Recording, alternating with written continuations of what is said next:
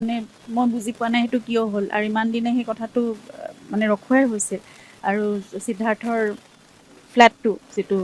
সেইটোৰ ক্ষেত্ৰতো সেইখিনি মানে ৰখা হৈছিল সেইটো কিন্তু এতিয়া মহাবীৰ একোৱে কিয় সেইটো পাৰ্মিশ্যন পালে হাইকোৰ্টৰ পৰা সেই কথাটো আমাৰ কাৰণেও এটা বৰ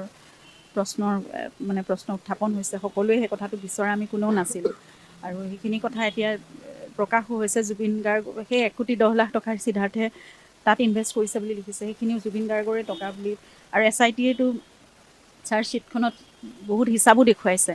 যে কিমান কেনেধৰণে টকা আত্মসাৎ কৰিছে জুবিনৰ গতিকে ইমানবোৰৰ পিছতো সেইখিনি সঠিক বিচাৰ আচলতে হ'ব লাগে